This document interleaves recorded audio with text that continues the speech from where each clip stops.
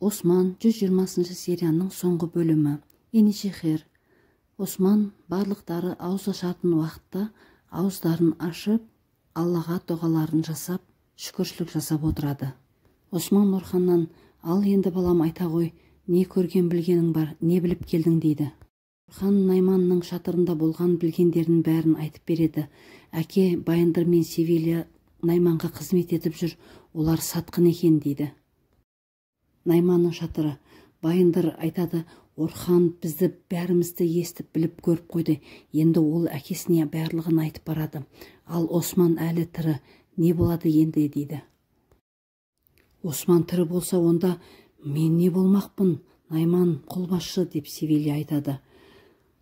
Найман қолбасшы: "Сен Коняға барасың. Ештеңе де болмайды.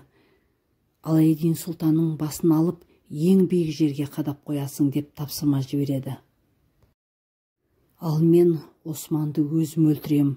Бұл жолы ешқайда құтылып кетпейді" дейді.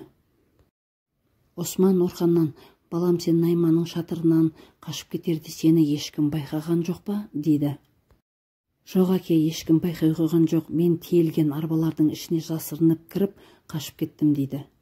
"Сенің оңай қашып кетуіңе қарағанда, сен қашып кеткен жоқсың. Олар сенің қашып кетуіңе мүмкіндік жасады" дейді. "Әке, сонда мен өз міндетімді дұрыс атқармадым ба?" "Жоқ балам, сен өте дұрыс істедің. Барлығын байқап, барлығын бізге айтып келдің. Ары қарай не істеу керектігі біздің ісіміз енді" дейді. Орхан қолына жасаған емнің әсер еткеніне қуанып, қанжар ұстай алатынына, енді қолының жақсы болғанына қуанады. "Ал ендігі кезек Ақтемір мен Алчечектің некесін қиямыз" дейді.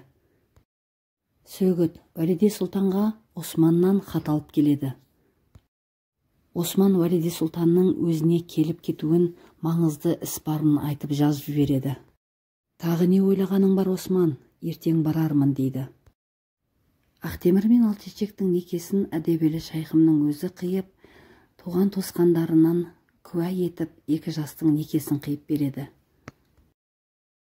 Осман Ақтемірге "Ағамның аманаты" деп қылышын сыйға тартады. Ал Айша бегім Алчечекке керемет алқасын тағып, екі жасты құттықтайды. Бәрі қуанышқа кенеледі. Екі жасты құттықтап, батырлар әндетеді. Өздеріне тән салт дәстүрлері мен жөн-жоралғыларын жасап, екі жасты кетіп бара жатқан кезде Ақтемірді алып қалып, батырлары ұрып соғып, "Жұғысты болсын енді бізге де" деп ұрып соғады. Әрең құтылып шыққан Ақтемірден кейін Жерқұтайға бәрі қарап қалып, "Жерқұтай, енді сағанда жұғысты болсын" деп Жерқұтайды ұрып соғады. Үлген бекенің анасы екеуі келіп қалып, Жерқұтайды: "Жерқұтай, кәні көрсетші басыңды, мен де ұрып сұққан ен, бұл есі уасты" деп бәрі күледі.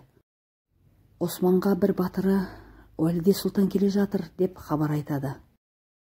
"Келсін, ендігі істі Коняда жалғастыруды тапсырма беремін" дейді. Найманға арнап қылыштар жасап келген теміршілердің қылышын Найман барлығын тексеріп алады. Найманның қатыгезі соншалықты, қылышы нашар шыққан теміршінің басын алады. "Ендігі ісіміз Османды өлтіру. Османның соңына бәріміз түсеміз. Ол Байындырдың артына түседі. Біз оны тұзаққа түсіреміз" дейді. Байындыр осы кезде барлық товарларын арбаға тиеп, жолға аттанбақшы болады.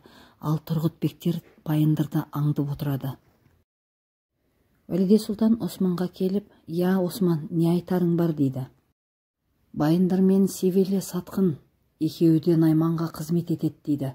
Бұны естіген Уәлиде сұлтан өз құлағына өз сенбей аңтарылып қалады. "Севилья сатқын болса, Конияның жағдайы не болмақ? Алайдин сұлтанға мен ертерек баруым керек" дейді. Өктембектің қонысы. Ақтемір мен Алчечек үйленгеннен кейін осы қонысқа келеді. Халық оларды құттықтап, жақсы көңіл күймен қарсы алады. Ақтемір мен Алчечекке қосылып, Малхун мен Айша бегім де келген болатын. Оларға ішке кіруді жөн сілтейді. Бенги бегім Айша мен Малхунға енді Өктембектің тағына Ақтемір отырады деп айтады. Малхун мен Айша Ақтемірді бұндай істікке бара қоймайтынына сенімді болады. Уәлиде Сұлтанға Осман жалғыз өзің Конияға бармайсың, Балабегімді де ала кетесің дейді. Әйелдер жасағымен қоса кетесіңдер. Балабегім өзіңе сақ бол. Османның ырзашылығын алып, Балабегім жолға аттанады. Анасы Айша бегім Ақтемірдің олай жасамайтынына көзі жетіп тұрады. Бірақ Ақтемір Алтышешекке мен уәде бердім, Өктембектің тағына отыру керекпін дейді. Бенги бегім, менің басқа амалым қалған жоқ, өйткені Өктембектің тағына басқа да адамдар көз тігіп жүр. Сондықтан да мен Ақтемірді Өктембектің тағына отырғызамын дейді. Найман орманда жүріп Османның қалдырған хатын көреді де, одан не жазылғанын оқып ашуға мінеді. Ендігі ісім сенімен болады, енді сені өлтіремін деп жазған екен. Найман ашуға булығып, Енешехерге нөкерлерін шабуыл жасауға жібереді. Ал Осман осы кезде Найманның келетін нөкерлеріне қалай тұзақ құру керектігі туралы жоспар құрып жатқан болатын.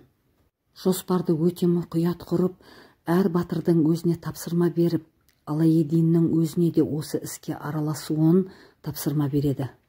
Бенги бегім отауына кірет, бектер күтіп отырады, ал сенің күткен бегің қайда дейді. Болмаса біз өз арамыздан Өктембектің орнына бек сайлауымыз керекпіз дейді. Сол кезде Ақтемір отауға кіріп келеді. Қайы бегі бізге бек болмайды дейді. Ақтемір ашуланып, қайы бегі осы уақытқа дейін сендердің кем-кетіктеріңді жамап келмеді ме дейді. Бенги бегім Өктембектің қылышын алып, Ақтемірге беріп тағына отырғызады.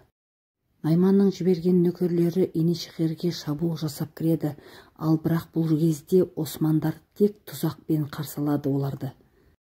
Жан-жағынан садақтың оғымен атқылап, отшашулармен атқылап, келген Найманның нөкерлерінің бәрін өлтіреді.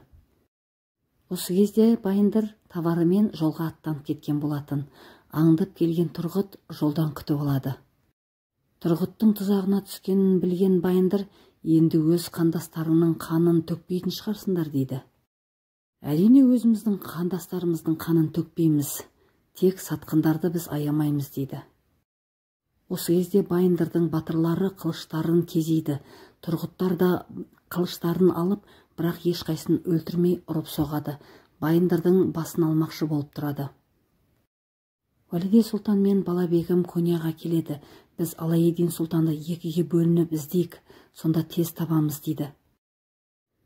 Балабегім бөлініп кеткен жақтан Севилия алдынан шығып нөкерлерімен қарсы алады. Балабегім, өліміңе асығып келген сияқтысың. Өлімге асыққан мен емес, сен сияқтысың дейді бала Уәлиде Сұлтанның барына сенім артып. Севилияның қасына Найман нөкерлер қосып жіберген болатын. Сол нөкерлер Балабегімді қоршай бастайды. Ал әйел жасағы да бар қарсылықтарын білдіріп, садақтарын кезейді.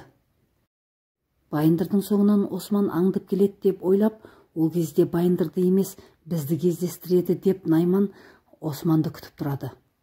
Осы кезде Осман да келген болатын. Найман мен Осман жекпе-жекке бір-бірін шақырады. Найман Османға: «Осман, мен сені өлтірем. Өлтіргеннен кейін батырларыңа айт, барлығы маған қызмет ететін болсын» дейді. «Жоқ, сен өлесің Найман.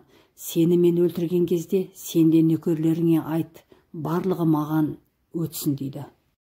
Құрметті оқырмандар, Осман телесериалына пікірлеріңізді қалдыра кетіңіздер және менің YouTube каналыма тіркеліп кетіңіздер. Алдағы уақытта қызықтармен бөлсем, назарларыңызға рахмет.